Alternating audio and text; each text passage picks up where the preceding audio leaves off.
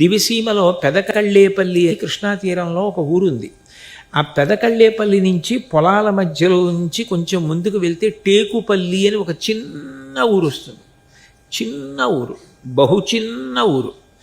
ఇప్పుడు అంటే నేను ఘంటసాల గారు పుట్టినప్పుడు చెప్పే వాళ్ళకి ఇంకెంత చిన్న ఊరో ఊహించండి. గట్టిగా అయితే 10 ఇళ్ళు ఉంటాయేమో. అటువంటి చోట సూర్యనారాయణ గారని ఆ ఊళ్ళో శివాలయం ఆ కృష్ణానది ఒడ్డున ఉంటుంది, ఇప్పటికీ ఉంది. నేను ఈ మధ్యనే మళ్ళీ వెళ్ళొచ్చాను కూడా.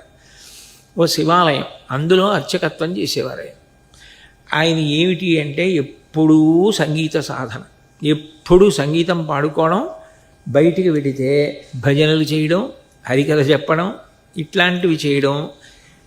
ఘంటసాల వెంకటేశ్వరరావు గారు చిన్న పిల్లాడప్పుడు సూర్యనారాయణ గారు రత్తమ్మ గారు అన్న దంపతులకి జన్మించారు. తండ్రి గారితో కలిసి వెళుతుండేవారు. తండ్రి గారు పాట పాడుతుంటే ఈయన నృత్యం చేస్తుంటే చిన్నప్పుడు ఈయన నృత్యం చేసిన తీరు చూసి బాలభరతుడు అని పిలుస్తుండేవారు ఘంటసాల గారు. అంత చిన్న గుళ్ళో అంటే ఆదాయం ఏముంటుంది? ఇవాళ తింటే రేపటికి అనుమానం. అటువంటి చోట పుట్టారు ఘంటసాల గారు.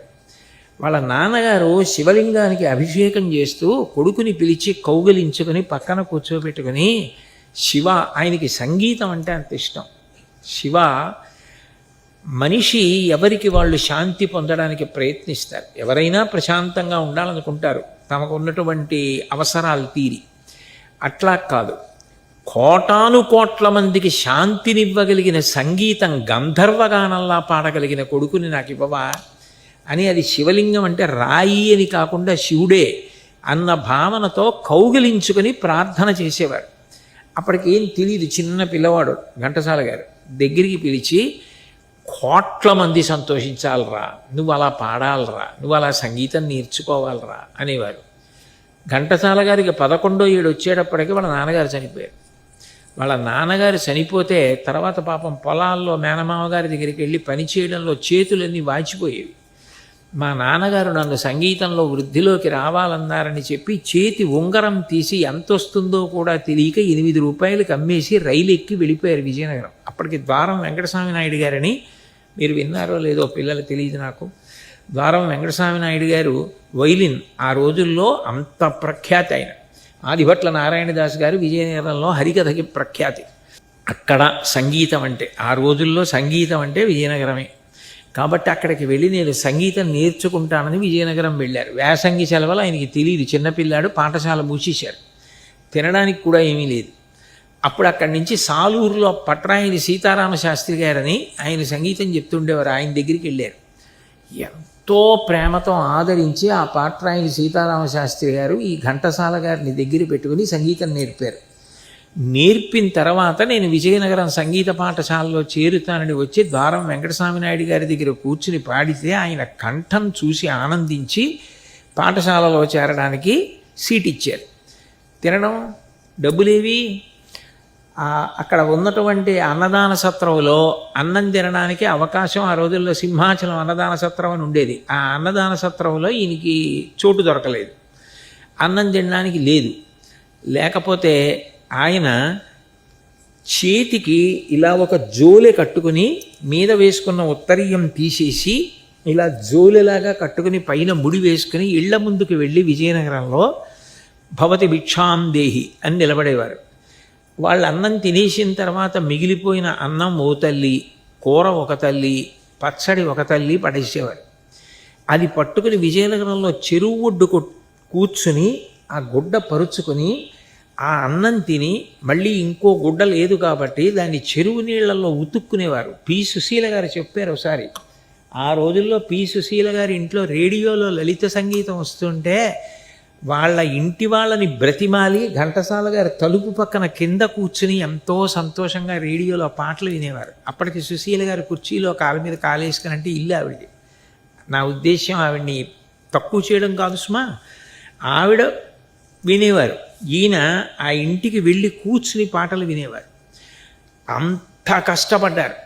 చిట్ట చివరికి ఇప్పుడు నేను ఆయన జీవితం అంతా ఎక్కడ చెప్పను. వివాహం అయింది. సముద్రాల రాఘవాచార్యులు గారు చెన్నై తీసుకెళ్లారు. ఇప్పుడు చెన్నై, అప్పుడు మద్రాస్. తీసుకెడితే సముద్రాల రాఘవాచార్యులు గారింట్లో స్నానం, హోటల్లో భోజనం, పానగల్ పార్క్ అని ఓ పార్క్ ఉండేది. ఆ పార్కులో రాత్రిపూట పడుకునేవారు. పడుకుని ఆ రోజుల్లో హెచ్ఎంవి కంపెనీ వాళ్ళు నీ కంఠం ఎందుకు పనికిరాదు వెళ్ళిపోమన్నారు. ఆల్ ఇండియా రేడియో వాళ్ళు నీ కంఠం చాలా బాగుందని పాట పాడించారు. రూపాయి 50 రూపాయలు 100 రూపాయలు సంపాదించుకుని కొంచెం సినిమాల్లో మంచి పేరు వచ్చి పాటలు పాడుతున్న రోజుల్లో విదేశీ వస్తు బహిష్కారం, గాంధీ గారి స్వాతంత్రోద్యమం నడిపారు. అందరూ దేశం కోసం పోరాడుతుంటే నేను ఒక్కడిని నా కోసం బ్రతకనా, నేను పోరాటం చేస్తానని దేశభక్తి పాటలు పాడుతూ త్రివర్ణ పతాకం పట్టుకుని వెళ్ళారు. 18 నెలలు కారాగార వాసం చేశారు. అప్పుడే ఆయనతో పాటు పొట్టి శ్రీరాములు గారు కూడా ఉన్నారు జైల్లో.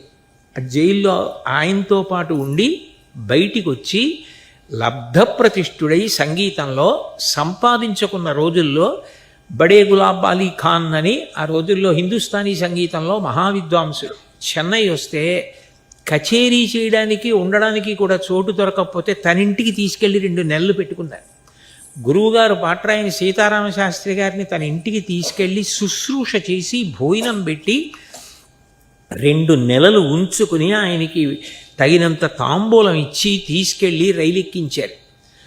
అలీఖాన్ అని ఆ రోజుల్లో సితార్ విద్వాంసుడు చెన్నై వచ్చి కచేరీలు లేక వెళ్ళిపోతుంటే తన ఇంటికి తీసుకొచ్చి ఆ రోజుల్లో 1000 రూపాయలు తాంబూలం ఇచ్చి ఆయనతో కచేరీ తన ఇంట్లో చేయించారు. మంచి స్ఫురద్రూపి ఘంటసాల గారు. ఆయన్ని సినిమాల్లో వేషం వేయమంటే పాటలు పాడి సంపాదిస్తున్నాను, వేషాలు కూడా వేస్తే ఇంకోటి పొట్ట కొట్టినట్టు అవుతుంది, నాకు వద్దనేవారు. ఎంత ఉదారుడో చూడండి. తన పాట చేత అభినయం చేశారు. నేను నిజానికి ప్రవచన రంగంలోకి రావడానికి కారణం నేను ఎప్పుడూ ఏ సభలో చెప్పలేదు. నిజానికి ఆశ్చర్యకరమైన విషయం ఏంటంటే ఎప్పుడూ చాలా కాలం క్రితం మా పెళ్ళైన కొత్తల్లో నేను నా భార్య తిరుమల వెళ్ళి వెంకటేశ్వర దర్శనానికి క్యూ లైన్లో నించుంటే ఘంటసాల గారి భగవద్గీత వస్తోంది. అప్పుడు నేను మా ఆవిడతో అన్నాను, ఎప్పుడో శరీరం వదిలిపెట్టారు ఆయన, ఇప్పుడు ఆయన పాడుతుంటే వెంకటేశ్వర స్వామి గారు వింటూ లక్ష్మీదేవితో ఎంత బాగా చెప్పాడే భగవద్గీత, నేను ఇంత బాగా చెప్పానంటావా అంటాడేమో, అంత బాగా చెప్పారే అని అప్పట్లో నేను ఒక మాట అన్నాను.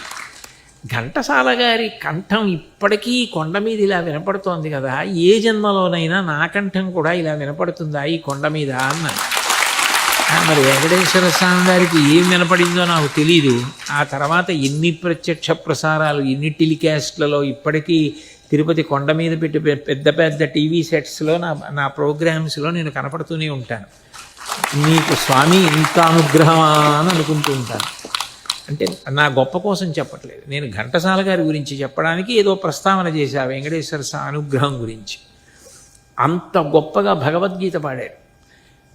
ఇన్ని కష్టాలు పడిన ఘంటసాల గారు నేను ఇంకా చచ్చిపోదాం అన్న రోజు లేదు. ఆయన జీవితంలో ఒక ఆశ్చర్యకరమైన సందర్భం చెప్తా.